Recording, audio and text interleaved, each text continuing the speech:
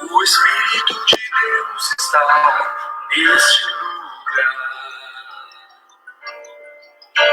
O Espírito de Deus se move neste lugar. Está aqui para consolar, está aqui para libertar, está aqui para Meu povo, Marcos. Espírito Boa noite, Marcos. de Deus está aqui. Oi! Quem é o nosso primeiro ouvinte de hoje, Marcos? Quem se habilita a dizer quem é o primeiro? Eu digo a você que é Carlos Eduardo. Será? Eu não vi ainda ninguém comentando. Dando boa noite. A música tá legal aí, Marcos? Tá ótimo. Está aqui para guiar, o Espírito de Deus está aqui. Boa noite, pessoal. Sejam todos bem-vindos. Boa noite, Marcos Paulo. Boa noite, Regina. Boa noite, povo de Deus. Bem-vindos, paz e bem. Vamos todos, mais uma terça-feira, uma nova escola vivencial, mais um tema. Lembrar a todos, né, Marcos, que nós estamos no mês da Bíblia. E a Diocese, o Cursilho de Teixeira de Freitas, escolheu que no mês de setembro, nós dos evangelistas, não é isso? Do Novo Testamento. Começamos primeiro com as cartas de Paulo. Aliás, começamos com o livro de Deuteronômio, que era do Velho Testamento, que é do Velho. Semana passada, nós tivemos a presença de Antônio Neto falando sobre o Novo Testamento e as cartas de Paulo. E hoje nós teremos uma presença ilustre do nosso Frei Francisco, diretamente das Minas Gerais, que vai falar para nós sobre aquele que é seu xará, o Evangelho de Marcos. Exatamente. Não é? Então, hoje é dia 15 de setembro, terça-feira, 15 de setembro, terça-feira, nós vamos dar início a mais uma escola vivencial. Então, nós vamos dar início em nome do Pai, do Filho e do Espírito Santo. Amém. Amém. Eu vou puxar o vídeo Espírito Santo, Marcos, e depois você dá continuidade. Vamos fazer diferente. Vinde, Espírito Santo, enchei os corações dos vossos fiéis e acendei neles o fogo do vosso amor. Enviai o vosso Espírito e tudo será criado, e renovareis a face da terra. Oremos. Deus, que instruísse os corações dos vossos fiéis com a luz do Espírito Santo, fazei que apreciemos retamente todas as coisas segundo o mesmo Espírito e gozemos sempre da sua consolação. Por Cristo Senhor nosso. Amém. Amém. Então, que nós possamos, com esse fundo musical, pedir ao Espírito Santo de Deus que acalme os nossos corações, que enche a minha vida com esse amor de Deus, que é o amor maior, que Ele venha mover em nós tudo que é de bom e tudo que agrada a Deus. Espírito Santo de Deus, vem sobre nós para que nós possamos absorver tudo que vamos ouvir aqui hoje, para que tudo que a gente vai ouvir possa fazer de nós cristãos melhores pessoas cristãs.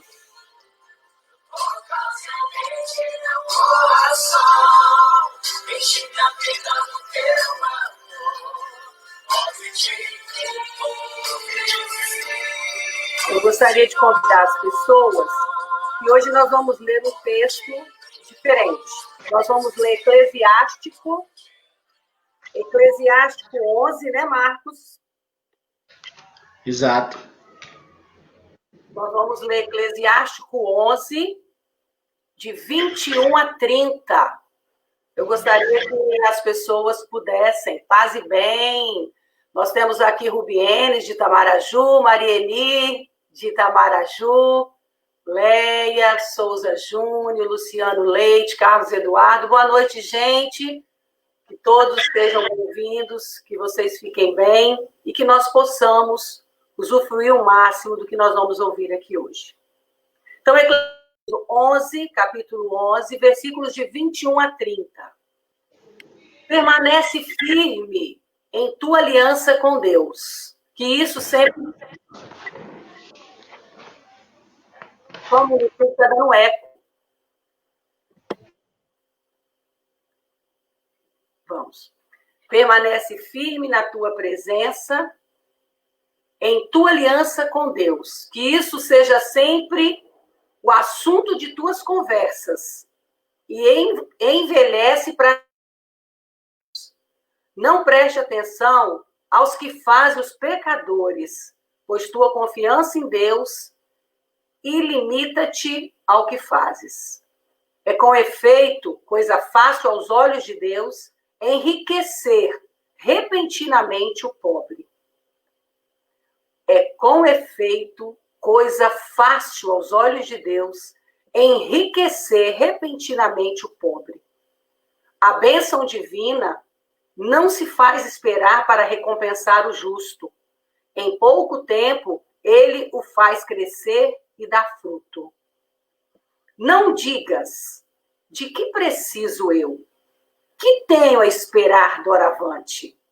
Nunca digas tampouco, eu me basto a mim mesmo, que mal posso temer para o futuro? No dia feliz, não percas a recordação dos males, nem a recordação do bem no dia infeliz. Pois no dia da morte, é fácil para Deus dar a cada um conforme o seu comportamento. A dor de um instante faz esquecer os maiores prazeres. Com a morte do homem, todos os seus atos serão desvendados. Não louves a homem algum antes de sua morte, pois é em seus filhos que se reconhece um homem. Palavra do Senhor. Graças a Deus. Leitura do Eclesiástico, Gina.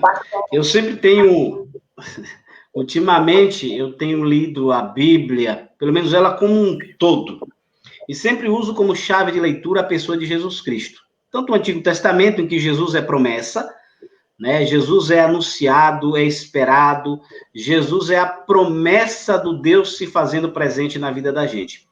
O livro do Eclesiástico, a gente tem que entender dentro desse contexto também, da identidade de um povo que tem um Deus para acreditar, um Deus para viver e um Deus para confiar. E eu acredito que essa leitura é muito pertinente para o momento que nós estamos vivendo atualmente, em que muitos de nós, talvez, estamos bradando por tantas desgraças que nós estamos vivendo e vendo. Tanto no que se refere à pandemia, tanto que no se refere às queimadas, explosões, guerras, falta de empatia, falta de interesse e violência. Tudo isso que a gente pode citar, a gente acredita e diz com muita tranquilidade, não vem de Deus. Vem do coração amargo do ser humano, vem de um povo que perdeu sua identidade de um Deus que outrora o salvou e ao longo da história continua salvando. O Eclesiástico é, pois, a lembrança de que a presença de Deus é perene na história. E a gente não pode esquecer jamais desse Deus que se faz presente na vida da gente. Então, acreditar e perseverar no amor e confiar de que Deus tem em suas mãos a vida de todos nós, e nós precisamos acreditar firmemente que a presença de Deus na nossa vida, ela é verdadeira, perene e que nos faz cada vez mais seres humanos. Ô Marcos, o interessante é que no começo, no primeiro versículo, fala que nós devemos nos manter firme com aliança em Deus. Deus tem uma aliança conosco. Então, o que é essa aliança com Deus? É a que eu preciso ter, que eu e Deus estamos aqui ligados, que Deus não tira o olhar dele de mim, dos seus filhos. Então, essa aliança com Deus, como você disse, que Eclesiástico era um povo que sabia que existia um Deus, que eles rezavam para um Deus, nós também precisamos ter essa confiança, né, Marcos? Essa aliança de Deus para com seus filhos. Que o pai nunca abandona seus filhos, né? Exatamente. E ainda que, aí a gente lembra da música que é referida a Nossa Senhora, a mãe será capaz de se esquecer ou deixar de amar algum dos filhos que gerou. Talvez aconteça, e acontece, alguma mulher no mundo abandonar o filho, mas mesmo assim, Deus não se esquece dos seus filhos. Deus não esquece do seu povo. Somos nós que esquecemos da aliança que Deus fez conosco ao longo da história. Portanto, essa leitura do Eclesiastes sempre fazer sobre essa luz, que Deus está sempre criando aliança com nós. Ele fez aliança e a gente precisa ser fiel e perseverante a essa aliança e confiar nesse Deus que não nos abandona jamais. Não é, Marcos? E nessa aliança ele deixa bem claro que não é para nós prestarmos atenção no que fazem os pecadores. Nós não devemos prestar atenção. Então, a gente não deve querer fazer como os pecadores. Nós não devemos querer imitar o que não agrada a Deus. É muito interessante. Eclesiástico todo, né, Marcos? Ele vem trazendo essas lições de vida para nós, esses ensinamentos. É como eu costumo dizer, Marcos, que como a Bíblia toda, o livro de Eclesiástico, como outro livro, se não me engano, Tiago, ele é como se fosse um manual de instrução para a gente, né? Ali você encontra conselhos para muita coisa. Então, essa leitura de hoje eu achei muito pertinente, eu achei muito legal, muito forte, diante daquilo que você comentou, do que nós estamos passando, do que nós estamos vivendo nesses últimos tempos, que esse 2020 vai ficar marcado na história do mundo, vai ficar marcado na história mundial. Amém, Verdade, Marcos? amém. E só mais um adendo, Regina, a gente precisa resgatar justamente a identidade desse Deus, fazer voltar a aliança desse Deus. O problema é que hoje está sendo anunciado um Deus totalmente desencarnado da história, dos problemas, das questões. Hoje parece que falar de Deus é só parece que algumas pessoas só querem saber do Deus que confirme, às vezes, aquilo que eles acreditam, aquilo que eles pensam, suas pautas, suas ideologias. Mas o Deus da promessa do Antigo Testamento, realizado na pessoa de Jesus Cristo, é o Deus da verdade, é o Deus que questiona e o Deus que vem nos mostrar, de fato, o que nós precisamos ser enquanto cristãos. Cuidadores uns dos outros, cuidadores do bem comum, cuidadores da casa comum e denunciadores de todo pecado que tem acometido. Então, não foi Deus quem criou o pecado, nós, com o nosso egoísmo, criamos, e Deus, na pessoa de Jesus Cristo, está nos ensinando a voltarmos. Eu acredito que hoje, na reflexão do livro de Marcos, o Frei Francisco vai nos levar e nos conduzir justamente a essa identidade desse Deus anunciado pela pessoa de Jesus Cristo. É isso, Marcos. Então, assim, que nós, nas nossas orações diárias, o Movimento Cursílio está rezando 3 terços por semana, né, Marcos? Você está ali com a gente sempre, dando aquele exemplo com a Sofia, né? A família reunida. Eu com o Mário Hércules e a Bruna ontem, foi muito legal. A gente estava em viagem, eles fizeram para nós. Então, que nós possamos pedir a esse Deus, a Nossa Senhora, que é a Mãe de Deus, que intercedem por nós, para que a gente possa acreditar que esse Deus pode todas as coisas, que essa aliança existe e que eu preciso me abrir para que isso aconteça e que eu passe a acreditar que as coisas de Deus vêm na minha vida, ou às vezes para me alegrar, ou às vezes, né, Marcos, para mim passar por alguma provação e que eu venha crescer com aquele sofrimento, né? Tudo a gente deve dar graças. Oxalá que possamos aprender com tudo isso que estamos vivendo, mas infelizmente a gente sabe que muitos não farão disso uma lição de vida para melhorar enquanto pessoa, enquanto cristão e enquanto seres humanos. Pois é. Então tá bom, vamos ficar assim, vamos convidar o nosso mensageiro de hoje, vamos falar do Evangelho de São Marcos, viu, Marcão? Não é você não, é o evangelista Marcos. E aí nós temos uma pessoa que já esteve conosco. Frei Francisco, boa noite. Boa noite, Regina. Boa noite, Marcos. Boa noite, Frei. Acompanhando aí a tela, né, esse momento dessa live, Sim. Esse aprofundamento, conhecer um pouquinho mais o Evangelho de São Marcos, que é muito propício, né, para essa época que nós estamos vivendo. Pois é, Frei, nós estamos no mês da Bíblia e como o senhor mesmo ouviu, nós durante essas terças-feiras dessa semana, desse mês, nós vamos falar dos evangelhos. E hoje, por um acaso, o senhor vai falar para nós sobre São Marcos. Mas aí eu gostaria de lembrar os cursilistas da Diocese de Teixeira de Freitas, que Frei Francisco Carvalho foi o nosso primeiro assessor do movimento de cursílios. Eu tenho certeza que muita gente lá do primeiro, do segundo, do terceiro cursílio lembra muito do senhor. E também perguntei mais cedo, o senhor fez o cursílio na Diocese de Oliveira, Minas Gerais, em 2006, né, Frei? Sim, sim.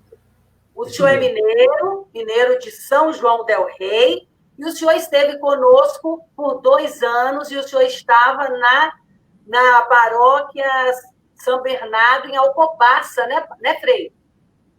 Isso mesmo. Muito bem. A última paróquia nossa aí na Bahia, né, no extremo sul da Bahia, em Alcobaça, na Diocese de Teixeira de Freitas. Pronto, muito bem. Então, nossos cursilistas... Grande, né? Eu, você, Jane, eu e mais algumas pessoas. Viajamos muito, né? Fomos até Itaitité. Já pensou? Tem uma história para contar, né, Frei? Para contar. Então, Frei, desde já, quero te pedir que fique à vontade. A palavra é sua e o senhor seja bem-vindo e vamos lá ouvir, então, o que o senhor tem para dizer para nós. Qualquer coisa é só chamar, viu, Frei? Tá, joia. Obrigado, Regina. Obrigado a todos. Olha só, eu tenho em mãos o Guia do Peregrino. Eu sempre leio isso daqui, sabe? E é muito bom. Eu nunca esqueço do Guia do Peregrino. Todos nós temos, né? Nós, cursilistas... Tem que ter, né, Frei? Livro de cabeceira, né? Isso, livro de bolso. De bolso. Tem que estar sempre com a gente. E quero saudar a todos os cursilistas da Diocese de Teixeira de Freitas, né? E também todos que estão de outras dioceses, que possam estar acompanhando também. Sim. Né? A saudação cursilista, de colores, não é isso? Viva a vida! Viva a vida! Então, gente, me sinto muito lisonjeado por ter sido convidado para estudar esse tema hoje com vocês. É um tema bem amplo, então eu vou ser bastante sintético, né? Sem deixar de passar conteúdos, mas e também abrir para perguntas, tá bom? Então, assim, para começar, o Evangelho de Marcos ele tem um objetivo. Ele nos ajuda a responder algumas questões em nossa vida de fé. Todo o Evangelho de Marcos ele busca responder 3 questões. Primeiro, quem é Jesus? Depois, conheço verdadeiramente Jesus? E terceiro, aliás, sou verdadeiramente cristão? Gente, para a gente falar sobre isso, a gente precisa saber quem é Marcos, né? Ele escreveu a partir de quê? Primeira questão é que Marcos não foi apóstolo, testemunha ocular de Jesus. Ele era proprietário daquela casa onde Jesus se reuniu com os apóstolos. Marcos, o nome dele é João Marcos. Ele era discípulo de Pedro. Tá?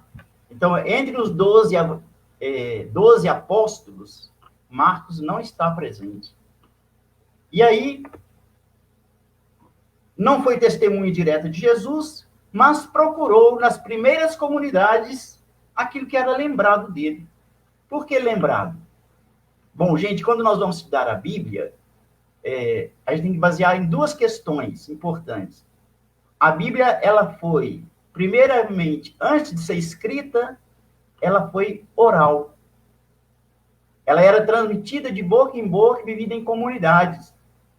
Depois, ela começou a ser escrita. Né? Foi muito feliz a escolha aí do livro do Eclesiástico, né, como leitura para a abertura desse momento, que Eclesiástico, por exemplo, ele foi escrito há 185 anos antes de Cristo. E vocês sabiam que Eclesiástico tem também um outro nome? Ele é chamado livro Sirácida. Ele foi escrito por um homem chamado Jesus Bel Sirac. Daí, Sirácida. E, então, ao ver o Evangelho de Marcos, ele é o primeiro evangelista.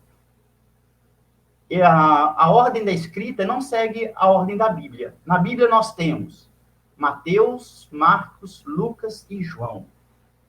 Então, significa que Mateus foi o primeiro livro escrito? Não.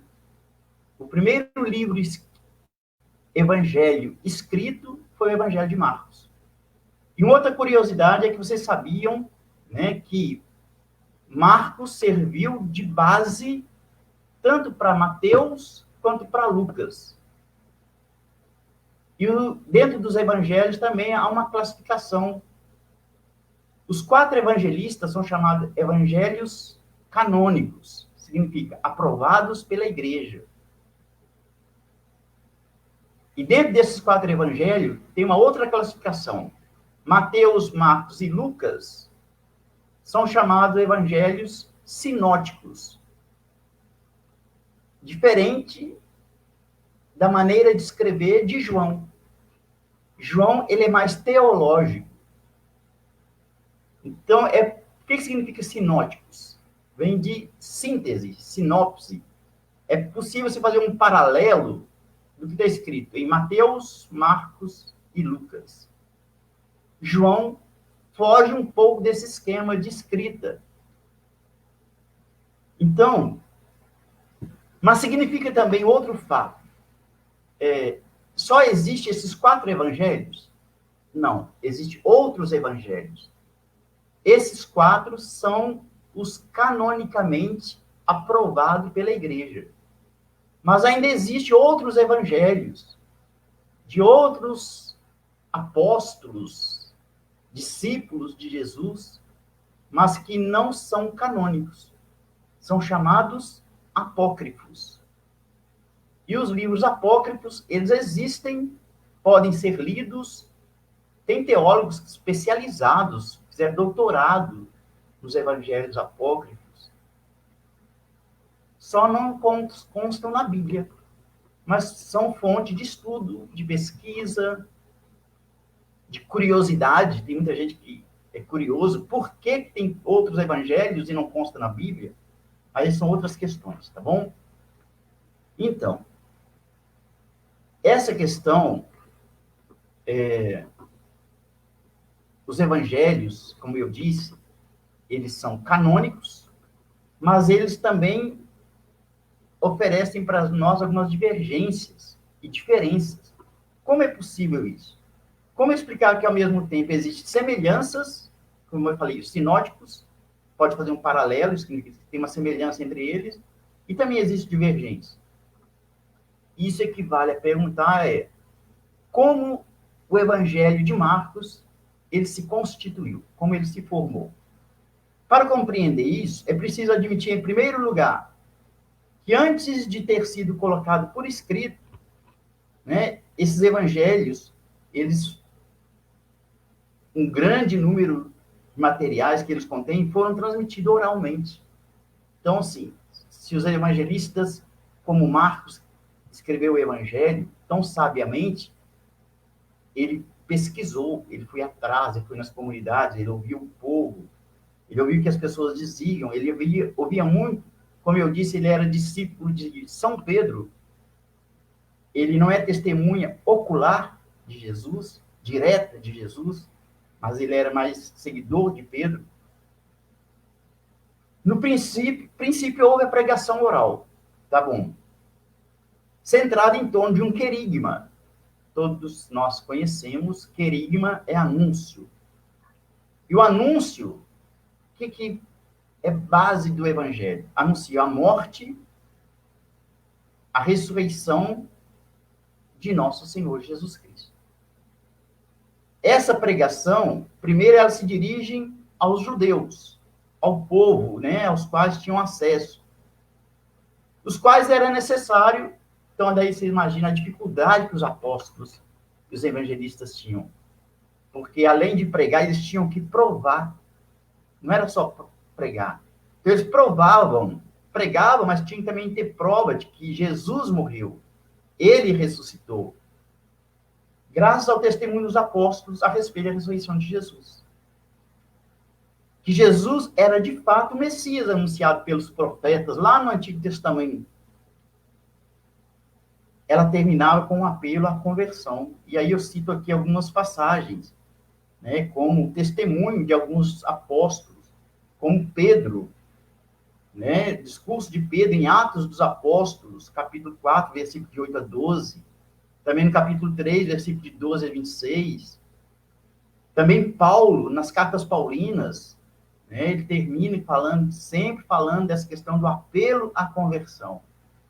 Paulo, 1 Coríntios, na carta de São Paulo aos Coríntios, primeira carta, capítulo 15, versículo 3 a 7.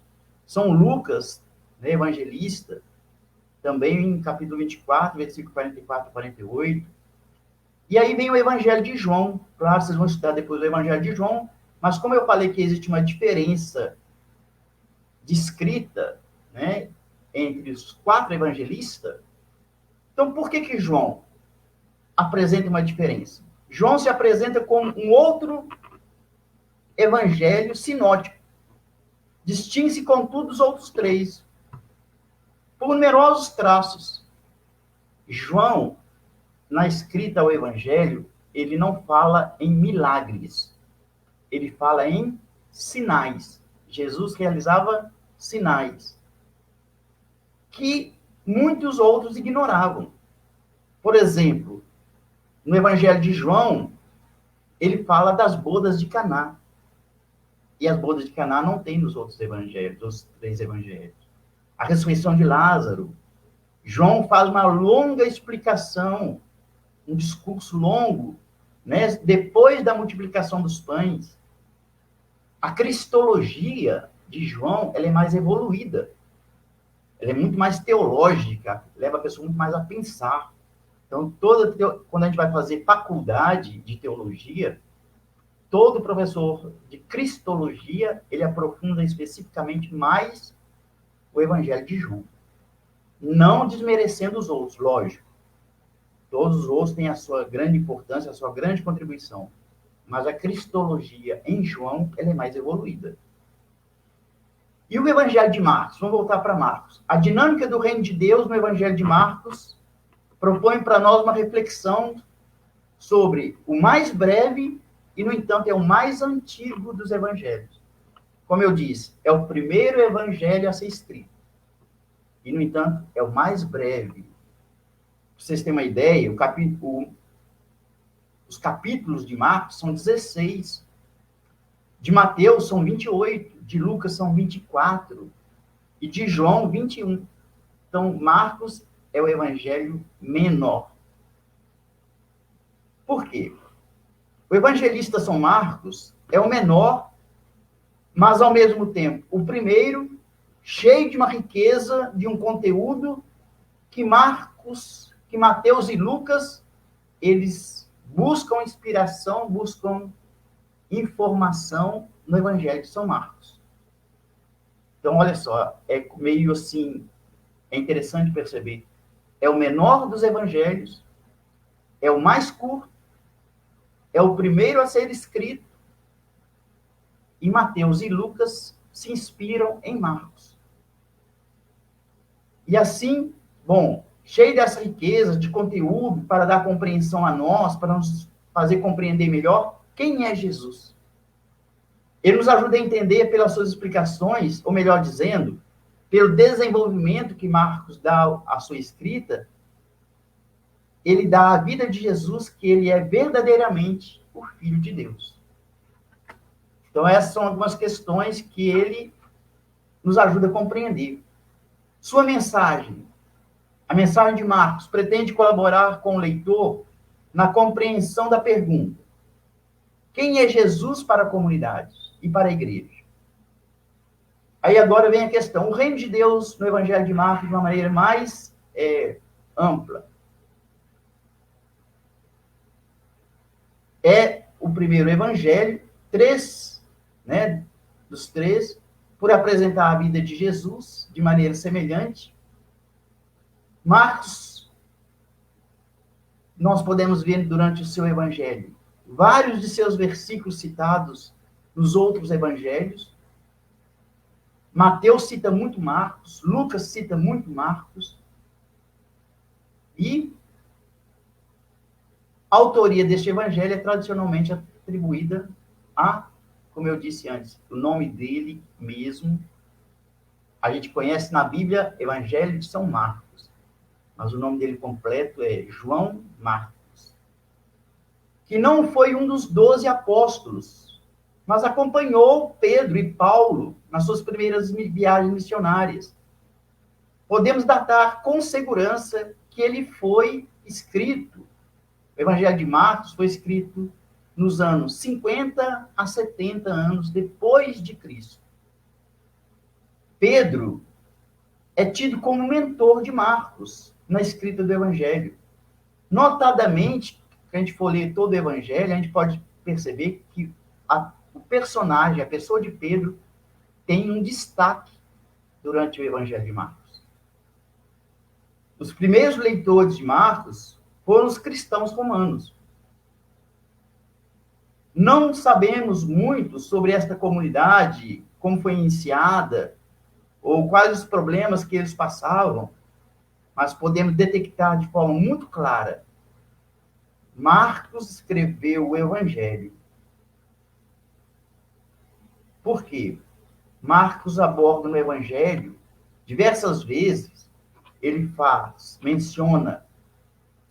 alusão e menciona, o sofrimento, a perseguição, a intolerância por parte dos opositores de Jesus, aqueles que se opunham a Jesus, tinha uma intolerância com ele, criticavam muito. Parece que Marcos quer demonstrar para nós que se Jesus sofreu, os seus seguidores não devem esperar outra recepção por parte dos incrédulos. Marcos fala isso muito claro durante o seu evangelho. Se Jesus sofreu, nós que o seguimos, não devemos esperar outra forma senão seguir o mesmo caminho que Jesus. A teologia define como o grande tema do Evangelho de Marcos a qualidade de servo do Filho manifesta em carne. Exatamente no versículo-chave, capítulo 10, versículo 45, ele fala para nós: porque até o Filho do Homem não veio para ser servido, mas para servir e dar a sua vida para salvar muita gente. Nesse versículo, a teologia define como grande tema do Evangelho de São Marcos. Capítulo 10, versículo 45. Gente, durante o Evangelho de Marcos não há genealogia, pois quem cuidaria de apresentar a genealogia de seu servo? Outro evangelho. O caráter distintivo de Cristo no Evangelho de Marcos é aquele que Paulo apresenta para nós em Filipenses. E haja entre vós o mesmo sentimento que houve também em Cristo Jesus. Tá? É o capítulo 2, Filipenses 2, versículos 5 a 8. Haja entre vós o mesmo sentimento que houve também em Cristo Jesus. o qual, tendo a natureza divina, não esvaziou-se de sua qualidade de filho, de ser igual a Deus, mas se aniquilou a si mesmo, tomando a natureza de servo, fazendo-se semelhante aos homens, sendo reconhecido na condição como homem. Humilhou-se a si mesmo, feito obediente até a morte, e morte de cruz. Mas esse humilde servo que abandonou, né, a sua condição humana, esvaziou-se de sua condição humana e foi achado na forma de homem, era, contudo, Deus Todo-Poderoso, Deus conosco, Messias, o servo sofredor, como é abordado lá em Isaías, como o próprio Marcos declara para nós, lá no início. E por essa razão, obras poderosas acompanham seu ministério, comprovando como convém a um evangelho de serviço. Marcos destaca mais as ações do que as palavras. Então, Marcos também tem essa qualidade, essa característica. O que está mais presente no evangelho de Marcos? As ações. O que Jesus fez, onde ele andou, o caminho, o peregrinar.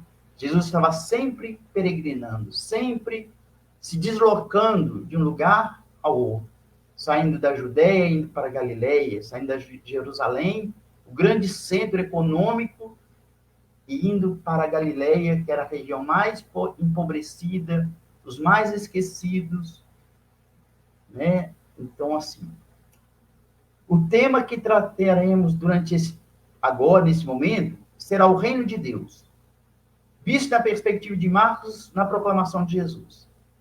Para basearmos nosso argumento, nos deteremos no texto de Marcos, capítulo 1, versículo 14 a 15, o começo do trabalho de Jesus na Galileia. Como eu disse, por que Galileia? Jesus, ele sai de Jerusalém, como eu disse antes, vai para Galileia. Jerusalém, o grande centro econômico, o grande desenvolvimento da Palestina está em Jerusalém. De todo o país, tudo se concentra em Jerusalém. Então, Jesus sai de Jerusalém, vai para Galileia, a região mais esquecida, mais pobre, mais sofrida. Jesus começa seu trabalho na Galileia. E quando foi isso? Depois que João foi preso. João Batista. Estou falando de João Batista. Depois de João ter sido preso, Jesus foi para a Galileia pregando o evangelho e dizendo, e o que Jesus dizia em todo momento, em todo o anúncio, o tempo está cumprido e o reino de Deus está próximo. Arrependei-vos e crede no evangelho. Essa é o centro, a base do evangelho de Marcos, de toda a pregação, de todo o anúncio de Jesus.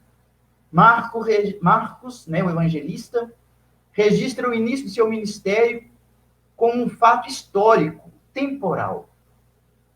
Depois de João ter sido preso, né, está lá no versículo 13, terminou dizendo que Jesus foi tentado por Satanás e foi servido pelos anjos, e não diz mais nada.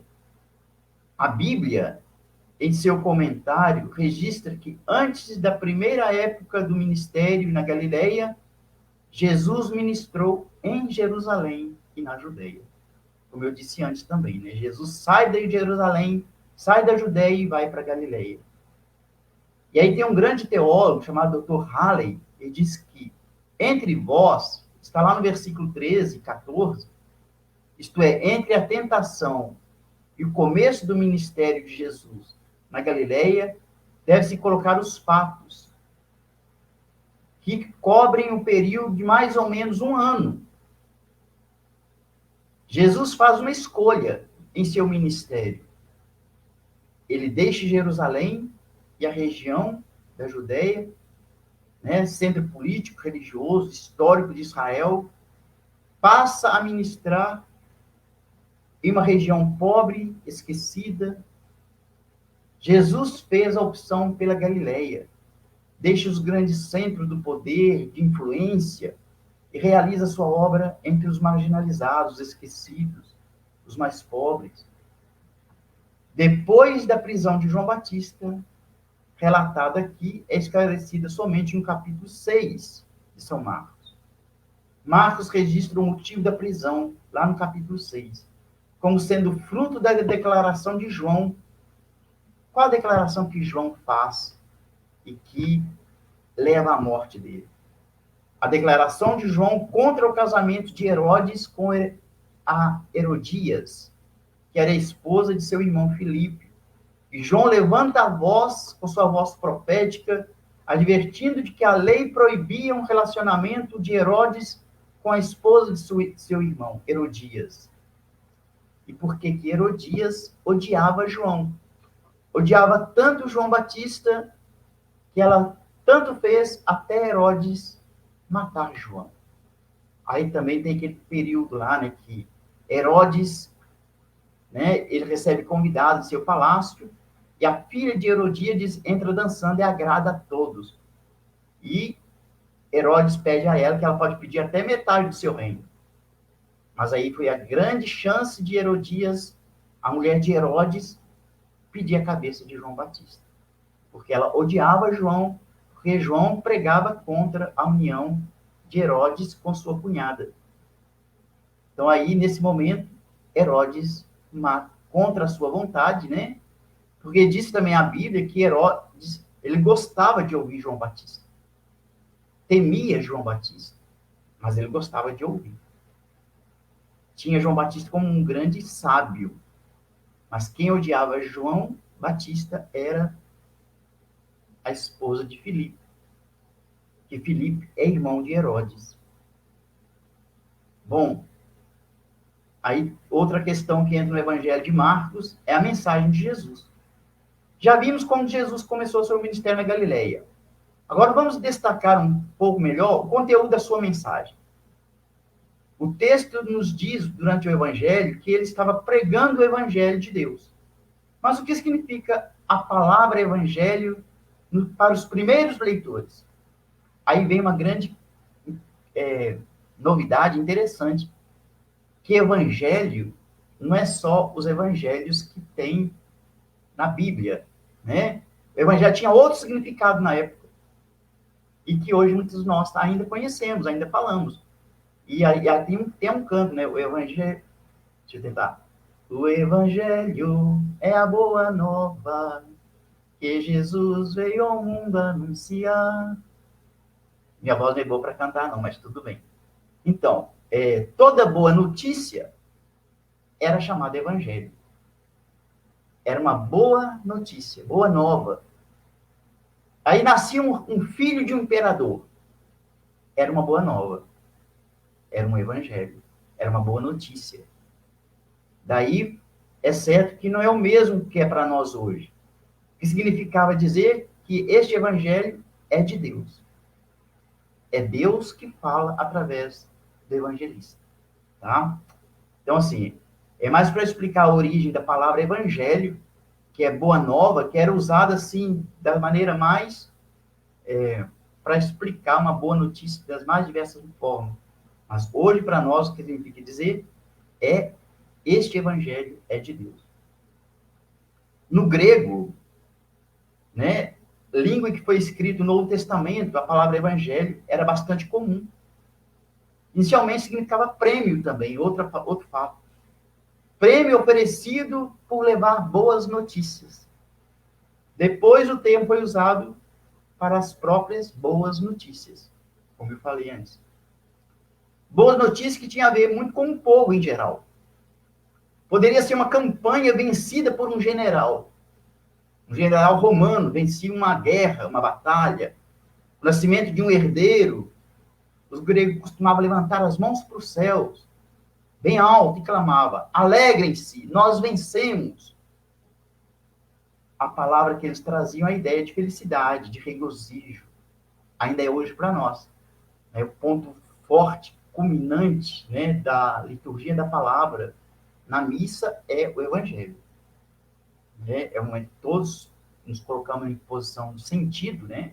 Levantamos, cantamos, nos benzemos, né, com o sinal da cruz. É ideia de felicidade, regozijo, né? Existe também uma conotação religiosa fora da fé cristã. Quando um novo imperador, né, nascia, aí também essa questão. Felicidade, regozijo, nasceu o filho do imperador, era boa nova. Tá bom? E daí vem a questão, boa notícia, evangelho. Theos, Deus. Tá bom? Nesse contexto do Novo Testamento, o evangelho é o cumprimento das promessas do Antigo Testamento. Para Marcos, o evangelho era o cumprimento das profecias antigas a respeito do evangelho, a respeito do reino de Deus. Nos dias de Cristo, Israel vivia a esperança messiânica. Os livros daquela época, chamados apocalípticos, destacavam a esperança da vinda do Messias.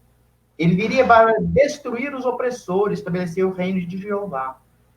Conforme diz um grande teólogo chamado Rothenberg, a história é interpretada nos termos de uma batalha cósmica entre o bem e o mal. Então, o povo do Antigo Testamento esperava um Messias vencedor, vitorioso, de descesse do alto. Mas aí Jesus chega como? Ele faz opção pelos pobres. Ele vai para o lugar mais desprezado de toda Israel. Ele sai do centro da grande influência política e religiosa e vai para um lugar, uma região totalmente que o povo não olhava com bons olhos. Galileia, região pobre, esquecida, no fim, Deus mesmo intervirá e estabelecerá o seu reino através de cataclismo envolvendo o céu e a terra.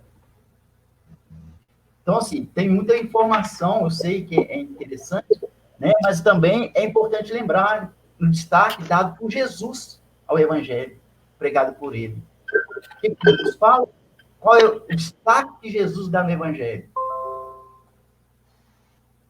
Esse destaque era para referendar sua proclamação, diferenciar sua mensagem. Lembra que eu falei que boa nova, boa notícia, era sempre uma notícia de vencer uma batalha, vencer uma guerra. Nascia o filho de um general do exército romano, era uma boa nova. Então, a mensagem, para diferenciar a mensagem de Jesus, conforme vimos, a palavra do Evangelho era comum ao povo e por isso era preciso destacar a sua origem divina. Jesus falava sempre: eu falo aquilo que eu ouvi do meu Pai. Eu e o Pai somos um. Então, essa é a diferença entre Boa Nova, que era muito comum na época, e Evangelho anunciado por Jesus. Essa grande questão. Era comum, né? Então, assim, em contrapartida, os diversos evangelhos anunciados na época, que prometiam trazer salvação à humanidade e ansiava pela libertação e paz. O termo Deus destaca também a origem da mensagem de Jesus. Deus, Theos, né, de origem grega. O termo Deus destaca também a origem da mensagem de Jesus. Ela não veio da vontade humana. Não foi por vontade do homem. Por isso, é importante destaque. Sua origem, a origem do Evangelho de Jesus, não se deu nos dias do Novo Testamento, mas desde a fundação do mundo. Deus sempre comunicando, sempre falando com o povo, sempre intervindo, agindo no meio do povo, né? Como a gente lembra lá na história do povo de Israel, que foi libertado lá da escravidão no Egito, como Deus estava presente ali naquela trajetória durante 40 anos, e Deus alimentou o povo, e Deus fez brotar água da pedra, da rocha, e o mar vermelho se dividiu em dois, e o povo passou a pé enxuto. Então, tudo isso mostra para nós que a mensagem do Evangelho de Jesus não veio da vontade humana, por isso, o importante destacar aqui, essa importância. A sua origem não se deu porque começou o Novo Testamento. Não, Deus já age na história humana desde a criação do mundo. Desde sempre. Desde o início. Desde que o homem é homem, Deus agindo, Deus se manifestando, Deus chamando profetas, os patriarcas, né? Os grandes patriarcas da Bíblia, Abraão, Jacó, Isaac, os grandes juízes, depois as grandes juízas, não podemos esquecer das mulheres, né? Tem as grandes profetisas da Bíblia, Judite, Ruth, Raquel, né? Grandes mulheres que agiram na história de salvação do povo, né? Como é importante a história de Débora, né? Ela, uma jovem que se vestiu ricamente e sentou-se lá no palácio do rei, e o rei se encantou com a sua beleza. E, em vez dela pedir algo para ela, o que ela pediu? Se encontrei graças diante de ti, ó rei, peço... Ela pede pelo povo dela. Ela não pede nada para ela. Ela pede pelo povo. Então, isso é um marco na história de Raquel, na história de Débora, né? Muito importante. Raquel também, né? A esposa. Raquel e Lia, né? Primeiro, tinha lá o grande homem de fé que queria casar-se com Raquel, mas Lia era a primeira. Então, antes não podia casar a mulher, a filha mais nova podia casar primeiro que a irmã mais velha. Então, quem casa com ele, primeiro é Lia, depois ele acaba trabalhando mais 7 anos para casar com a irmã mais nova. Então, assim, a história das mulheres na Bíblia é uma coisa sem comentário, né? E aí... Escola vivencial, né, Frei? Hã? Se for contar a história das mulheres na Bíblia, dá uma escola vivencial, e olhe lá. A gente precisa de um outro momento, né? Mas já deu. Acho que vale a pena depois estudar, né, as mulheres na Bíblia. É interessante o papel delas. E aí, Maria, né? Maria Santíssima. Sim. Como é a função de Maria? Bom, mas aí se querem, né, também... Marcos queria fazer uma intervençãozinha, Frei. Marcos queria te falar. Pronto. Vamos falando de Marcos, fala Marcos. Frei, o senhor inicia sua fala, sua explanação sobre o Evangelho de Marcos, nos afirmando que uma das questões fundamentais, uma das perguntas fundamentais que Marcos quer responder é quem é Jesus? Exato. E o Marcos também, o início do Evangelho, a gente pegar no capítulo 1, versículo 1, ele também diz, começo da boa nova de Jesus, o Messias, o Filho de Deus. Então, é o começo, não é o fim, é o começo que Marcos começa a anunciar. No meio, o senhor disse que em Marcos não há genealogia, mas que a gente pode tomar como base o versículo lá, o capítulo de Filipenses, em que diz, tenhamos nós os mesmos sentimentos de Cristo Jesus. Então, uma questão que eu gostaria que o senhor comentasse é sobre uma leitura fundamentalista da Bíblia, uma leitura de quem não conhece Jesus e acaba misturando as coisas, né? E nós sabemos que o cristão é chamado a se misturar com o mundo e lutar por sua transformação, assim como Jesus fez no seu tempo. Deve assumir a carne no mundo, assim como Jesus fez carne e trouxe para si todas as questões, os problemas, as dificuldades que o mundo tinha, ouvir seus clamores, compartilhar suas alegrias, reconhecendo os traços do divino naquilo que é belo, e nos humildes, principalmente, nos pobres, assim como Jesus nasceu pobre, né, fazendo-se assim o rosto de Deus nessas pessoas pobres. Então, como nós explicarmos, como nós entendermos uma leitura tão fundamentalista, uma leitura tão equivocada da pessoa de Jesus, que tira Jesus do campo da história e joga Jesus para cima, para o alto, ou engaiolado em algum lugar. Então, que Jesus é esse que muitos evangélicos, muitos católicos, muitos cristãos têm anunciado, mas me parece que não tem nada a ver com o Jesus anunciado e essa boa notícia que o próprio Evangelho de Marcos nos coloca na noite de hoje? Então, meu irmão, olha, o grande perigo de se ler a Bíblia a partir de uma leitura fundamentalista, como você fala, é buscar aquilo que eu quero, sabe? A pessoa tem que estar aberta a conhecer quem é Jesus, Deus e homem. Se eu buscar conhecer a Jesus como aquele que atende às minhas necessidades, eu vou achar. Mas se eu tô aberto a conhecer Jesus de fato, quem ele é, como ele realmente viveu, o que ele fez, como ele agiu, né? Jesus não era um homem, não é Deus, passava a mão na cabeça das pessoas. Ele enfrentava as autoridades, né? Ele deixava claro que ele não veio para destituir os poderosos, mas ele veio para elevar os humildes, os pobres. Ele se fez pobre, como a gente acabou de ver aqui nesse texto. Ele deixa o grande centro de referência religioso, político, econômico, que é Jerusalém, e vai para uma região pobre. Né? Ele chega em Nazaré, mas pelo fato de ele ser reconhecido como filho de José e Maria, pobre, humilde, simples, trabalhador, carpinteiro, o povo não acredita nele.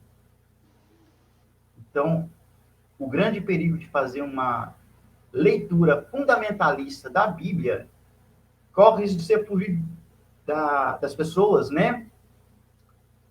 Não quererem encontrar e conhecer Jesus como ele é e foi, de fato, real, Deus humano, Deus e homem. Né? Um homem que amou tanto que só pode ser divino. Não tem outra explicação. Mas é um perigo muito grande, uma leitura fundamentalista. A gente deixa o Jesus verdadeiro de canto e... Porque quando eu vou fazer cristologia, só uma questão. Quando eu vou fazer uma cristologia, eu vou estudar Jesus, homem. Jesus humano. Jesus que teve fome, que teve sede. Jesus que ama, Jesus que foi traído. Né? Jesus... Então, eu estou aberto a conhecer esse Jesus, me relacionar com ele no dia a dia, da maneira mais natural que ele foi. Se eu quero pegar o Cristo, aquele Cristo lá em cima, distante, né? Eu vou olhar só as coisas bonitinhas que ele fez, os milagres que ele fez. Ele fez muita coisa boa. Eu não estou dizendo que ele fez coisas feias. Né? Não, porque as feias quem faz somos nós. Jesus se igualou a nós em tudo, menos no pecado. O pecado é nosso. Jesus é homem, mas em momento nenhum Jesus cometeu falha. Amou, quando ele precisou chamar a atenção de Pedro, né, quando ele precisou... o que ele fez? Ele chamou a atenção. Quando Pedro fala para ele assim, que Jesus não anuncia que ele ia sofrer, ia morrer na cruz, Pedro fala, Deus não permita tal coisa, Senhor. O que Jesus fala para ele?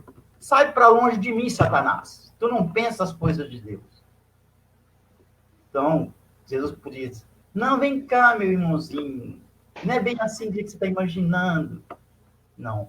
Jesus é aquele que é direto também. Fala o que precisa falar, ensina o que precisa ensinar, sem perder a sua identidade. Ele é um Deus e homem a todo momento, a todo instante. Tá? Então, assim, agora a leitura fundamentalista ela é perigosa. Eu encontro o Jesus que eu quero. Não o Jesus que está lá. É diferente.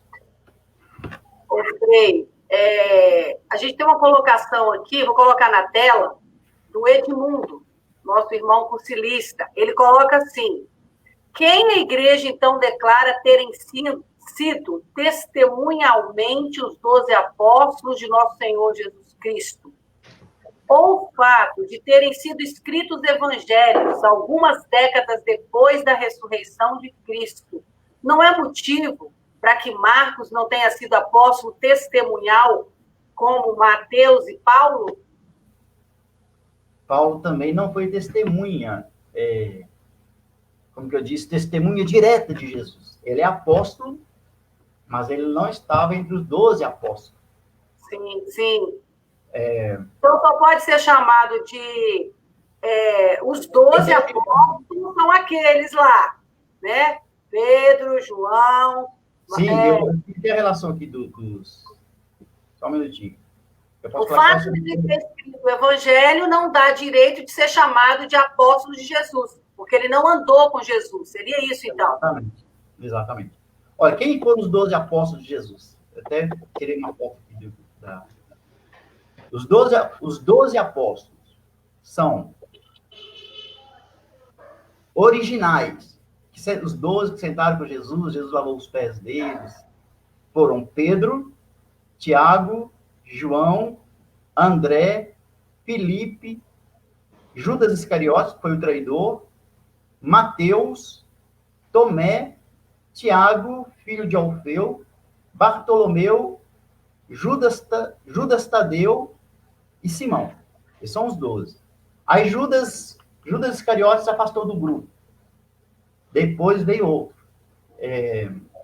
Matias. Então. Matias substituiu Judas Iscariotes no grupo dos 12. Paulo é apóstolo de Jesus. Com a mesma característica, o mesmo valor, porque Paulo é aquele cristão que todos nós podemos identificar com ele. Quem era Paulo? Né? Acho que vocês vão estudar ainda Paulo, não vão? Estudamos terça passada. Então já estudaram. Vocês viram que Paulo é aquele cristão que pecou, ele era soldado, ele matava, perseguia e mandava prender todo aquele que seguia Jesus. Isso. E, no entanto, o que acontece? Ele cai do cavalo no caminho de Damasco, se converte e se torna aquele cristão apóstolo de Jesus, assim. Apóstolo não significa só aquele que conviveu, testemunha direta de Jesus. Não. Paulo também é apóstolo de Jesus. Então, ele não conviveu com Jesus. Marcos, como eu disse, ele é João Marcos. Ele não sentou, ele não pertence a esse grupo dos 12. Mas ele é um evangelista. Ele ouviu relatos de Jesus e foi escrever. Sim. Não, e até porque a expressão, né, a palavra apóstolo é aquele que foi enviado, né? Significa enviado. Então, aqueles 12 primeiros que foram de fato enviados a Jesus, então, nada impede que esses pudessem buscar outros que foram se juntando a esse grupo, né? Então, Paulo é um dos que se auto-intitula apóstolo, né? Porque sente em si, aí é uma resposta que cada um de nós precisamos dar. Eu também tenho que sentir também esse convite, aquele convite que foi dado aos outros, é o mesmo convite que é dado a mim, ser enviado de Jesus. O grande problema é que tem muita gente que está fazendo a experiência de um Jesus que não é esse Jesus que Marcos está nos alertando, porque nós precisamos ser agora as testemunhas, porque muita gente está esperando que aqueles façam o papel que hoje é nosso, o nosso papel de sermos enviados de Jesus e Jesus de Nazaré, o homem pobre que nasceu na periferia e foi testemunha de um Deus que é amor e misericórdia. Hoje nós estamos tendo apóstolos aí que estão pregando não Jesus de Nazaré, outro Jesus, totalmente diferente desse que conviveu por aqui. Exatamente. Paulo, esse grande cristão, se converte, de pecador se converte a seguidor e se torna um dos mais eloquentes apóstolos de Jesus. Tanto que ele escreveu 14 cartas. Sabe? Ele que mais peregrinou, que mais caminhou e tudo feito a pé. Sabe? Imagina. Foi por onde Paulo andou, como ele fez, como ele anunciou, como ele viveu, né? Ele mesmo fala para a gente, ele se completar na sua própria carne os sofrimentos que faltou ao sofrimento de Cristo. Então, assim, ele se entrega inteiramente, né? Sem reserva. Ô, Frei, o senhor quer ainda falar algo para complementar a história de Marcos? O senhor pode ficar à vontade. O senhor ainda tem aí, padre, Frei, uns 10 minutos. Tá, eu vou tentar ser rápido aqui para finalizar algumas questões. Sim. Tá, mas aí pode me perguntar, pode me interromper quando vocês precisarem, tá bom? Ok. Então, seremos infiéis à mensagem do Evangelho se esquecermos desta característica, uma característica muito presente na mensagem de Jesus. Né? Que é o anúncio da Boa Nova, que não é algo que é humano, como eu disse, mas que é algo que vem de Deus. Já estamos vivendo um novo tempo, antecipando toda a nossa esperança quanto ao reino. Alguns autores, alguns teólogos, né, falam para nós dessa irrupção da ação de Deus no tempo presente. E o reino de Deus agindo na história. Deus se manifestando na história humana. Agora, vamos deter um pouco sobre o tema do reino, porque o texto diz, o reino está próximo. Mas que reino é este? E por que se diz que está próximo? Não parece uma contradição? Você imagina assim, Jesus, né, os evangelistas anunciam, o reino de Deus está próximo. E por que se diz que está próximo? Parece uma contradição a outra expressão, que fala assim, o tempo está cumprido. O tempo se cumpriu. O tempo está se cumprindo. Convertei-vos e crede no Evangelho. Mas será isso mesmo que a gente entende? O reino de Deus teve um papel central na vida, obra e mensagem de Jesus. Então, isso não é só na vida. Então, o reino de Deus tem um papel central na vida, na obra e na mensagem de Jesus.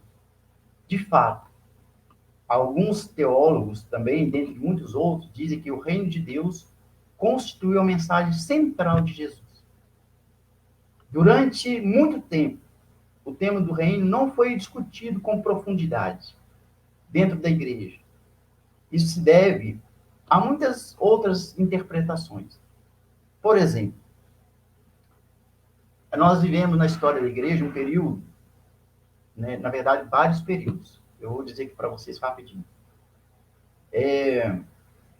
Um grande teólogo chamado Arias, ele chamou de reduções, que ele analisou da seguinte maneira.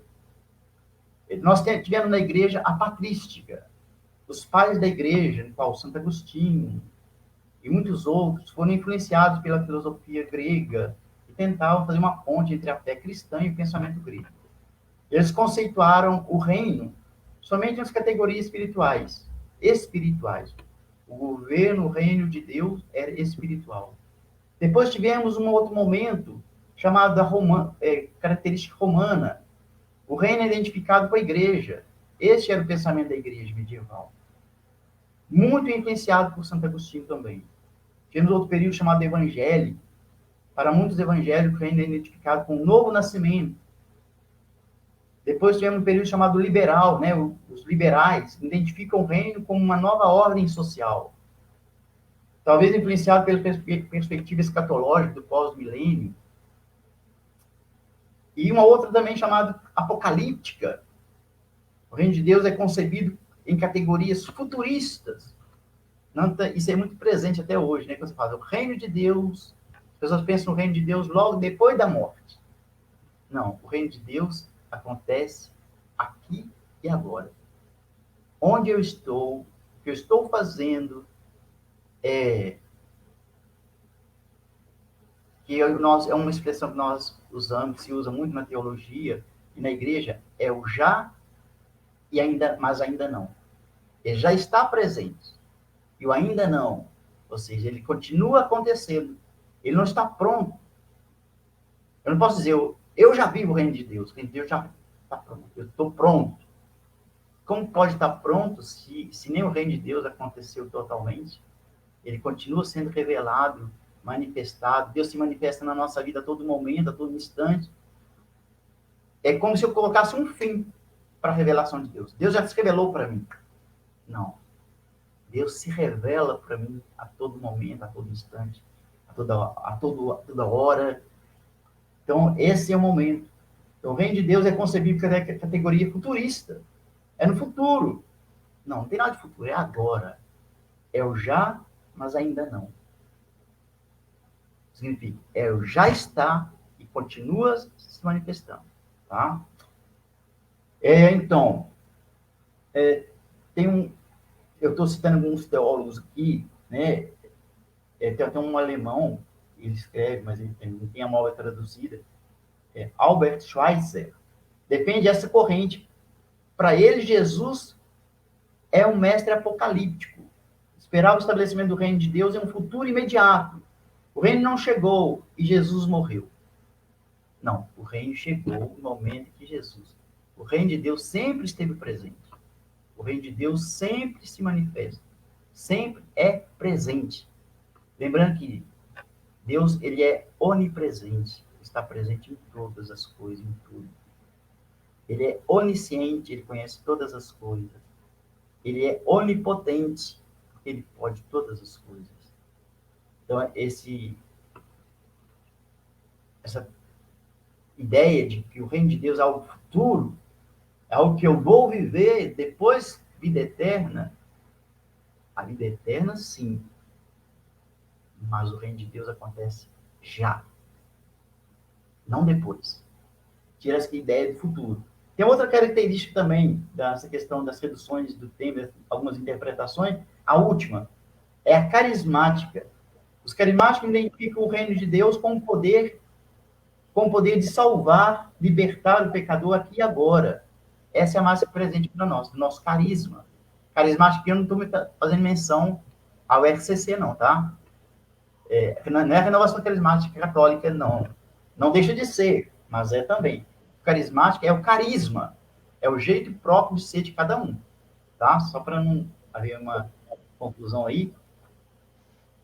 Para nós, para eles, naquela época, e para nós hoje, o reino de Deus, ele é presente e atua com poder nos nossos dias. Como vimos, o reino de Deus é realidade. Para uns, é uma realidade, né, como eu falei, característica futura. Para outros, ele já se estabeleceu. Ele já está, ele já se manifesta. Vou tentar aqui conceituar de uma maneira bem rápida, eu sei que tem... cada um assunto puxa o outro, conceituar o reino de Deus seguindo o pensamento que hoje é consenso entre os eruditos, né, entre a cultura erudita. Então, que o reino de Deus é tanto uma realidade presente como uma esperança futura. Então, aquilo que eu já disse, é o já, mas ainda não. Tá? E é isso. Segundo as Escrituras, né, o reino de Deus já chegou com poder, com todo o poder e glória. Né? A gente pode, segundo as Sagradas Escrituras, a gente olha a Escritura, a gente percebe Deus se manifestando, como eu disse, desde o momento, desde sempre para sempre. A gente não pode falar assim, Deus começou a existir no momento que ele criou o mundo. Não. Deus sempre não tem início e não tem fim. É o que nós vimos na Semana Santa, né? É o alfa e o ômega. É aquilo que a gente não pode determinar. Nesse momento, Deus começou. Nesse momento, Deus finalizou. Não. Quem somos nós? Para colocar um início para Deus e um fim para Deus. Então, a gente já vive... Oi? Então, a gente já vive o reino de Deus. O reino de Deus já existe hoje no nosso meio. Exatamente. E esse reino de Deus, ele precisa adentrar ao cristão ao ponto de levar esse cristão ao encontro de Deus novamente. Exatamente. Eu ainda não. Ele fala assim, que o reino de Deus eu me acomodo. Por isso, toda forma de injustiça, por exemplo, que acontece contra o reino. O reino não pode haver isso. Porque o reino de Deus, ele é perfeito. Ele é de salvação. Ele é de glória, de graça, de libertação. Tudo aquilo que impede as pessoas de caminhar, corta o reino. Vai contra a vontade, contra o projeto do reino. O projeto do reino é salvação, é libertação, é graça. Então, Jesus, Deus nos quer lá do lado dele, e no final, quando ele vier aqui, buscar os vivos e os mortos. Sim, ele já nos quer do lado dele, nessa caminhada que o cursilista, né? Eu vou falar para o cursilista, Nessa caminhada que o cursilista já faz, já é uma caminhada com Cristo. Ok. E o papel do evangelista, tanto de Marcos como dos outros 4, né? São 4, 5? São 4. 4. Pronto. Canônicos. O papel desse... Ele pega a diferença, né? Sim. Então, o papel dos evangelistas, como também o papel do Paulo, né? De São Paulo Apóstolo, é tentar mostrar para nós que existe esse caminho e que nós precisamos aprender a trilhá-lo. É isso? Exatamente. Tirando tentar. Tentar não, é mostrar. Você falou, é tentar mostrar para nós. Não, tira só o tentar, o resto fica certo. Ele tem que mostrar, então. Ele mostra para nós esse caminho. Estou entendendo. Então, o Evangelho, as cartas de Paulo e outros livros, eles vêm daquela forma que eu disse a Marcos no início da escola vivencial. É como se fosse um manual de instrução para a minha redenção, para a minha salvação. Exatamente. Isso mesmo. Temos que ser curiosos, então, Marcos Paulo? Pois é, infelizmente tem uma turma aí que quer viver o evangelho, a revelia de Jesus, não quer Jesus. O evangelista Marcos, nessa pergunta que ele nos responde, que o Frei Francisco coloca muito bem, a grande pergunta de quem é Jesus, e a gente sabe que ele dá início à boa nova de Jesus, mas não acaba, ele nos coloca, pois, essa responsabilidade de sermos os continuadores. O reino não vai acontecer se eu não me colocar dentro dele. Né? Quando diz assim, é muito difícil que o rico, é muito difícil que o arrogante, é muito difícil que fulano ou ciclano entre no reino de Deus, é nessa dinâmica que Jesus nos convida a viver. Que dinâmica de reino é esse que eu preciso viver? E eu não estou sendo, né, verdadeiramente cristão nessa dinâmica. Então é fácil a gente fazer uma leitura fundamentalista, e o Frei coloca muito bem, que muitas vezes a leitura fundamentalista a gente encontra o Jesus a nossa imagem e semelhança, o Jesus que a gente quer para nós, para justificarmos as nossas pautas, e não o Jesus que nos questiona a sermos também imitadores dele, assim como ele fez aqui no mundo. Jesus, ele nos incomoda, né? Ele nos questiona, ele nos faz sair da gente mesmo, do comodismo, da zona de conforto. Da zona, exato, essa é a palavra certa, da zona de conforto, né? É um pouco isso que o cursilho da cristandade fez em Teixeira de Freitas, né?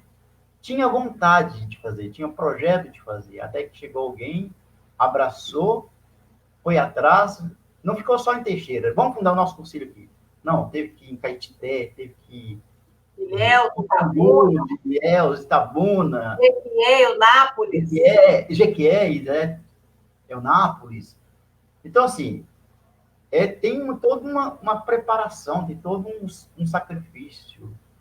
Igual Paulo, essa trajetória do cursilho de Teixeira, né, a gente pode dizer assim, se Paulo quisesse fundar uma comunidade, ele ficava quieto num lugar só. Não, mas ele saiu e foi, né, e a questão é essa mesmo, sair, buscar conhecimento, buscar aprender, né, para escrever. É igual eu falei aqui no Marcos, né? Acho que o nosso tempo já está fechando. Marcos, para escrever o Evangelho, ele não sentou lá na mesa dele e escreveu. Vou escrever agora o Evangelho meu. Não, ele teve muita fonte de inspiração com São Pedro. E ele foi em muitas comunidades, sabe? Igual eu falei, o Evangelho, no início, ele era transmitido oral. E tem uma fonte que na teologia a gente busca muito, todos estudando teologia não pode perder essa fonte. É chamada fonte que é a busca entre a tradição oral e a escrita.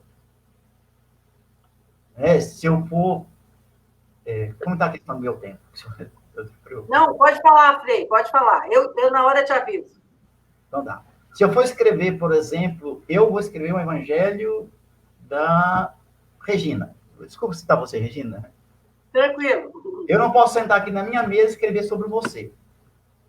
Eu vou ter que ir a Teixeira de Freitas, ir lá na sua terra, sentar com a sua mãe, com a sua família, com seus amigos, com sua irmã, com sua mãe, com o Jane, com seus filhos, para escrever sobre a sua história, sobre você. Entendi. Como você vai escrever sobre mim? Você tem que viajar muito, lá em onde eu veio. E buscar informações. Hã? Buscar informações. Buscar informação, buscar pesquisa, uma questão científica.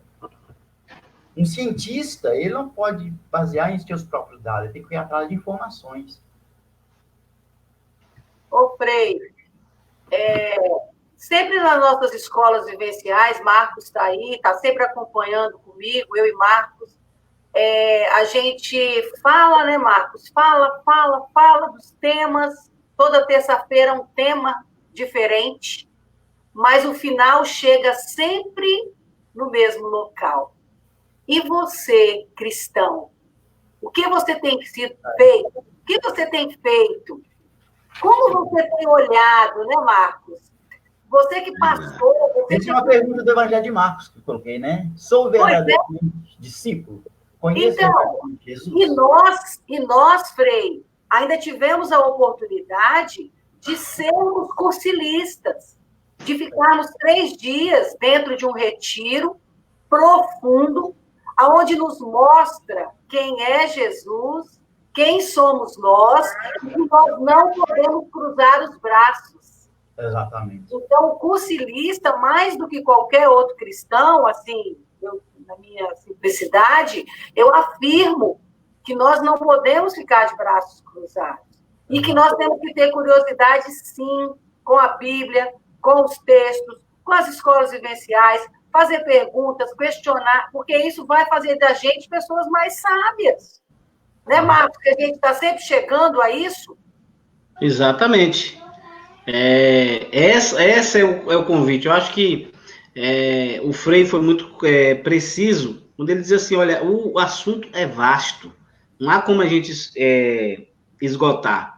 E sempre como a gente fala também aqui, a ideia dessas lives, a ideia dessa escola vivencial, ou qualquer outra escola, seja ela por aqui, seja ela presencial, não é esgotar tema, mas é criar, dar luzes para a gente entender a nossa trajetória como cristão. Conhecer Jesus para dizer como eu posso me encaixar dentro desse critério de Jesus. Conhecer os evangelistas, conhecer Paulo, conhecer as Sagradas Escrituras para dizer onde eu me encaixo dentro dentro de tudo isso. Porque tem muita gente lendo a Bíblia e achando que toda essa história, toda essa espiritualidade, tudo isso que está aqui é coisa de alguém que viveu lá atrás, mas não é coisa nossa. E aí tem outra turma que pega isso aqui, interpreta ao pé da letra e quer enfiar a goela abaixo e justificar questões para outras pessoas. Então é muito importante nós entendermos que ao ler, abrir a palavra de Deus e entender o que foi para aqueles, para que eu possa entender o que é hoje para mim.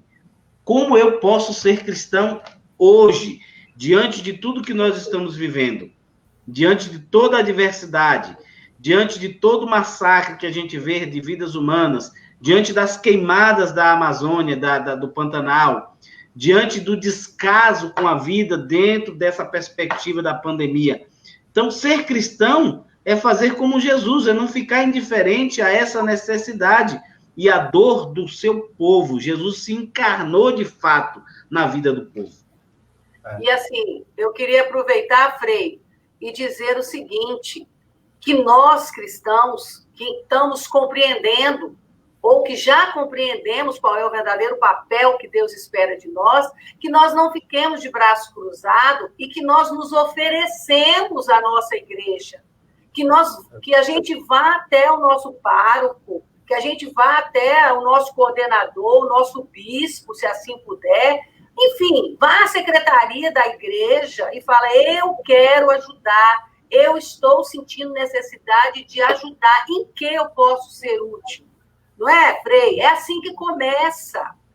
Então, às vezes, nós temos irmãos perto de nós, Marcos Paulo mesmo sabe, que eles parecem que são tímidos, que têm vergonha.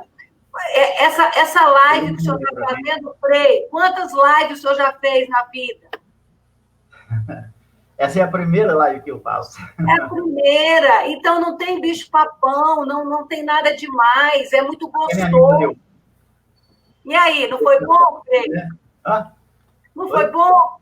Foi muito bom. Nossa, o senhor está sendo visto por Rondônia, por Rio Branco, no Acre. O senhor está sendo visto por Eunápolis, por Itamaraju, Porto Seguro. Enfim...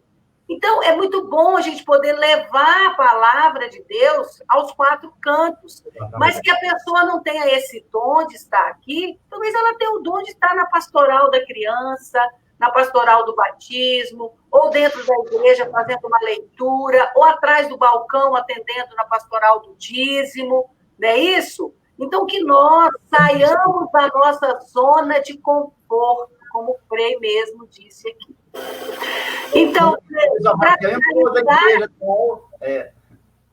para finalizar, o senhor tem 2 minutinhos. Essa sua fala é bem interessante, Regina, porque eu estou à frente de uma paróquia, estou administrando a paróquia Santo Antônio de Salinas, e realmente é uma carência muito grande que nós sentimos de ter pessoas que nos ajudem na pastoral. Então, a sua fala foi muito pertinente. É isso, é isso. E as pessoas dizem, eu não vou porque o Frei, o padre de lá é esquisito. Gente, a pessoa... seja eu o Frei aqui ou o padre lá na paróquia de quem está assistindo, o padre de lá é assim assado. Olha, primeira coisa, o padre, ele administra a paróquia. Você vai estar servindo a um Deus que é muito maior que o padre. A igreja é muito maior que o padre. Então, se o padre der um sorrisinho, beleza. Se ele não te der, né? E aí? Você vai dizer, porque o padre faz cara feia para mim. Ai, meu Deus, que falta de... Ô, Frei, eu posso, só um minutinho, e eu posso permitir que o padre da paróquia atrapalhe a minha vida de cristã? De jeito nenhum, não é, Frei? Com certeza não. Pois é. Então tá. É isso, Frei. Bom, eu agradeço muito a vocês. Eu fui pegar aqui, ó. Nós vamos fazer a nossa oração final com esse guia do peregrino. O senhor vai dar a bênção final. Eu não sei se eu disse no início, mas o senhor hoje está residindo em Salinas, não é isso? Isso. Minas Gerais. E é uma honra para nós ter o senhor. Eu vou convidar aqui agora, Frei, o Jânio, que ele quer falar e dar alguns avisos, tá bem? Tá bom. Tá, Jóia. Obrigado, um abraço. Frei Francisco, a nossa boa noite para o senhor. E aí, meu irmão, tudo bem contigo? Tudo bem, graças a Deus, Frei Francisco. De dizer que a gente fica assim, muito honrado com a sua presença. O senhor foi o nosso primeiro assessor eclesiástico do movimento de cursilho de cristandade aqui na nossa diocese. E o senhor fez uma verdadeira peregrinação conosco no início. Como já foi dito pelo senhor, pela Regina. Deixou saudade. Fizemos várias viagens, fomos a Jequié, fomos a Cuna, e nos divertimos muito e aprendemos muito. Então, nós somos assim, eternamente agradecidos pela sua dedicação, pela sua peregrinação conosco. Se formos contabilizar o tanto de quilômetros que nós andamos, não foram poucos, mas o resultado está aí, Frei Francisco. Hoje somos mais de 600 cursilistas na nossa diocese, e o movimento é atuante, o movimento não parou mesmo em épocas de isolamento social, de distanciamento social, de pandemia. O movimento está sempre presente, fazendo aquilo que o movimento se propõe, que é a evangelização dos ambientes. E como não estávamos podendo fazer presencialmente, usamos este aplicativo, o Facebook da Diocese, para fazer as nossas escolas vivenciais chegarem aos cursilistas. E hoje não só aos cursilistas da Diocese, como a toda a Diocese. Então, a gente é assim, muito agradecida do Jailton por ter aberto este aplicativo, o Facebook. As escolas ficam gravadas no aplicativo da Diocese, no Facebook, e as pessoas entram e assistem depois. Essas escolas têm alcançado, em média, até 2.000 pessoas após a sua realização, Frei Francisco. Então, a gente nós somos, assim, eternamente agradecidos por o senhor estar conosco, certo? Eu tenho um aviso rápido para dar. Meu irmão, obrigado. Eu tenho um aviso rápido para dar, Frei Francisco. Nós estamos em período de eleições. E período de eleições, o diretório da nossa igreja, principalmente aqui na diocese, sugere que os coordenadores que sejam pré-candidatos a vereador ou outro cargo eletivo, que se ausente durante o período de campanha, pelo menos uns 60 dias antes das eleições. E a Regina é coordenadora do setor 1 Teixeira de Freitas, do Movimento Cursilho, e também pré-candidata a vereadora. Como ela é pré-candidata a vereadora, ela tem que se ausentar nesse período de campanha.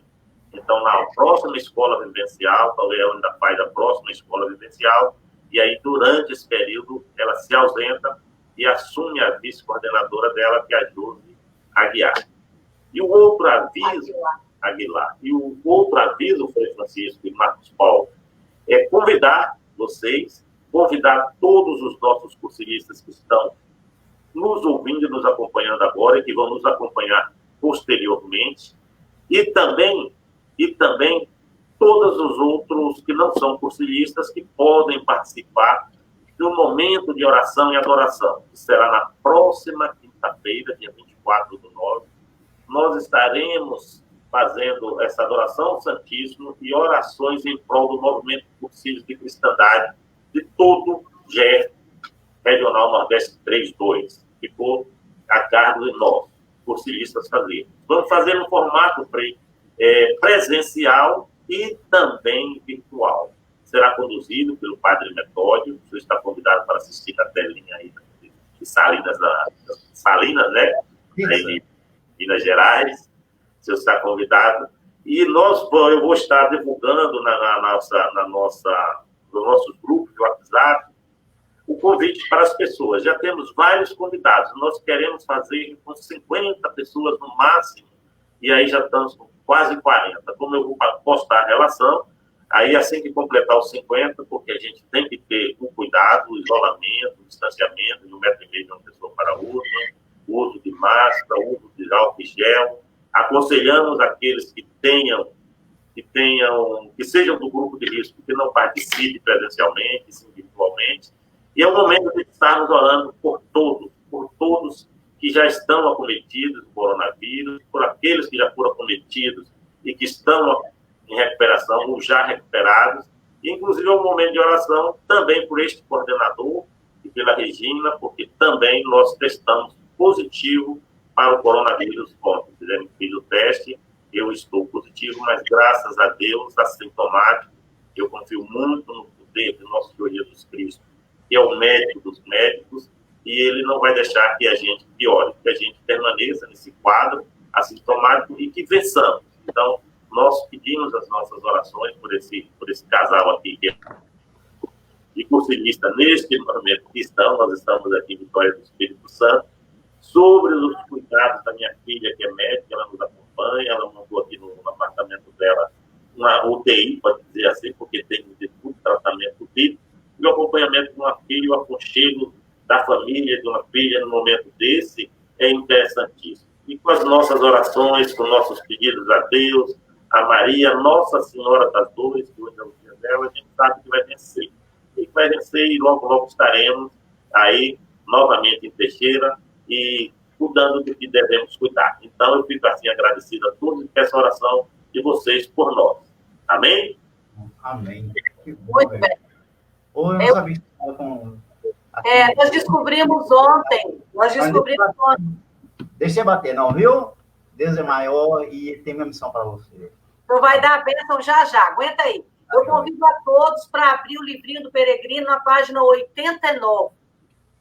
Eu disse para o Jane e para as minhas filhas hoje de manhã, Frei, que Deus não abandona seus filhos. Então, nós estamos segurando na mão de Deus, estaremos aqui firmes e fortes para passar por essa situação que Deus sabe de todas as coisas, né? Isso mesmo, verdade. Eu gostaria de rezar com vocês três aí, de 89, essa oração. Nós falamos a Deus. Eu leio 1, Marcos 1, o Frei 1, Jânio 1, ok? Ok. Deus nos reuniu no amor de Cristo. Somos o seu povo escolhido. Aqui trazemos integradas ao nosso ser a vida de nossos ambientes e as lutas do nosso povo. Aqui reunidos, abrimos nossos ouvidos, acertamos a sintonia e escutamos com alegria a abertura à palavra de Deus.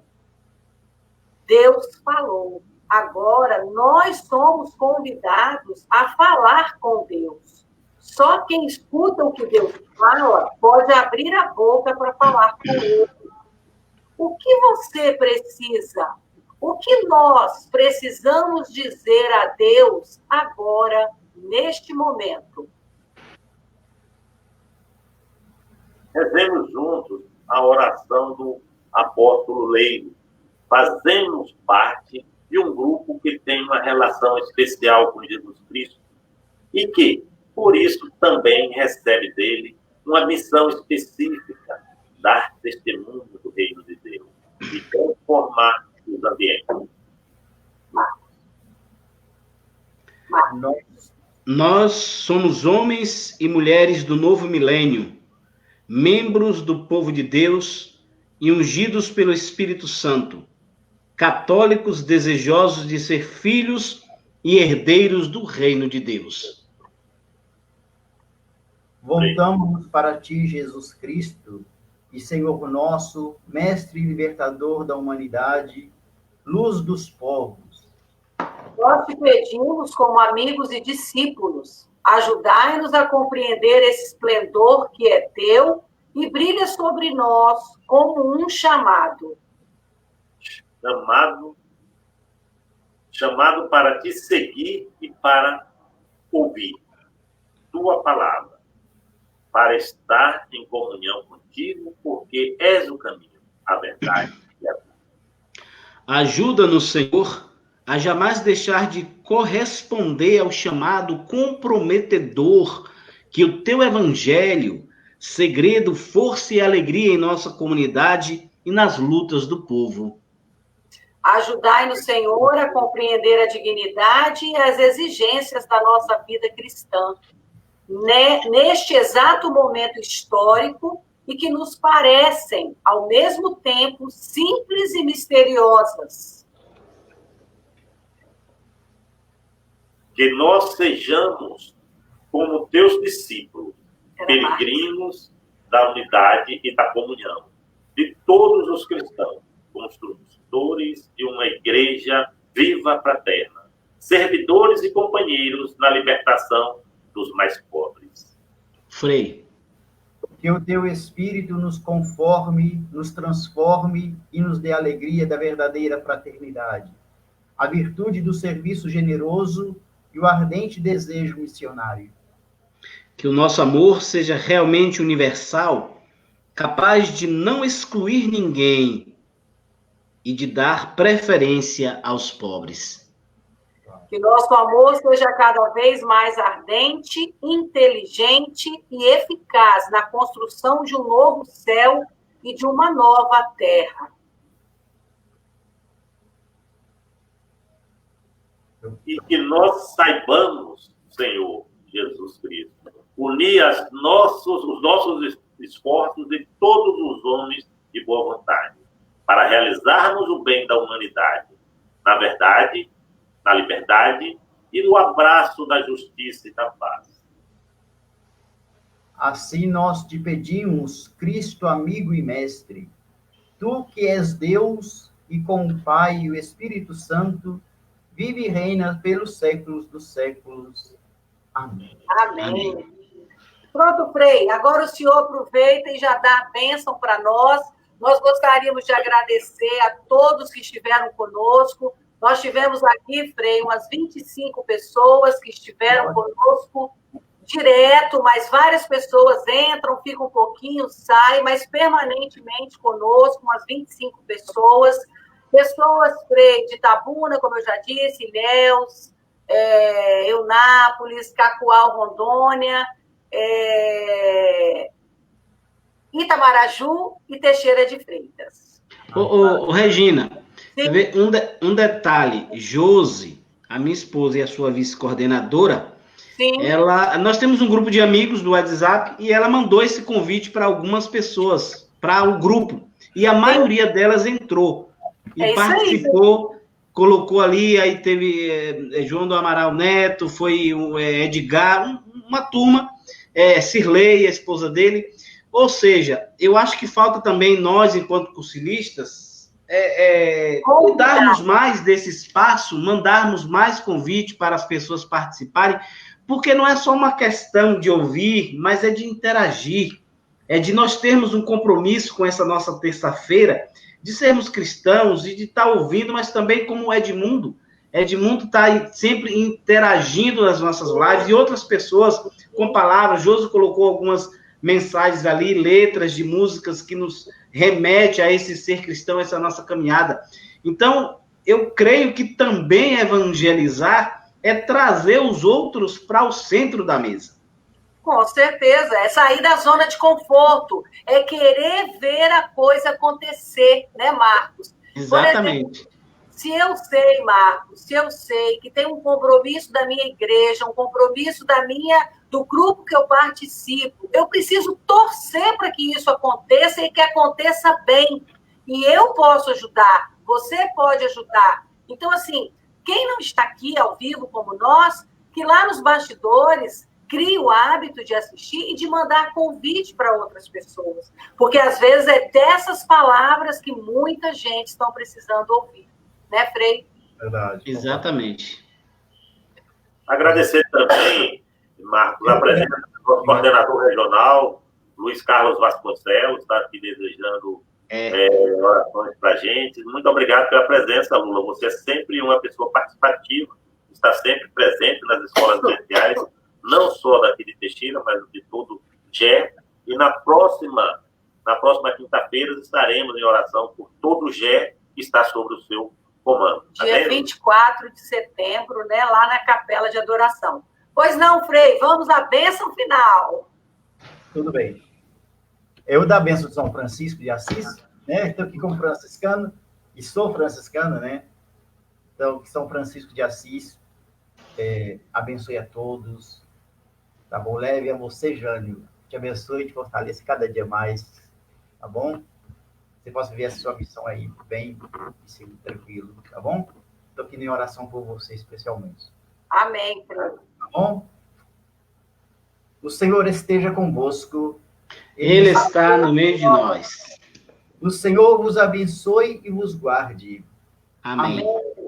O Senhor volve para vós o seu rosto e tenha misericórdia de vós. Amém. O Senhor volte para vós o seu olhar e vos dê a paz. Amém. Amém. E abençoe-vos o Deus Todo-Poderoso, Pai, Filho e Espírito Santo. Amém. Gente, fica com Deus, tá bom? Amém. Para vocês. Foi uma alegria te ver vocês. Nossa. Todo mundo aqui, viu, Frei? Você, Regina, você, Regiano, saudade. Frei, as pessoas estão Beleza. mandando abraços e beijos para o senhor aqui. Muita gente, viu, Frei? Eu nem vou citar nome, porque Glória. o senhor pode Complicado, entrar a gente esquece. depois, o senhor pode entrar para assistir, o senhor vai ver o comentário das pessoas. Tudo bem? Um abraço, fica com Deus, Frei. Mas foi um prazer enorme ouvir o senhor, tá bem? Prazer demais falar com vocês. Foi muito bom. Valeu, Frei. Muito obrigado. Um abraço. Fica com E Deus. a todos que nos assistiram, que estão conosco, uma abraço bela noite, uma boa noite. Tá bom? Grande abraço do Frei a todos. Fiquem bem, fiquem com Deus e até a próxima. Beijo. Com Deus. Valeu.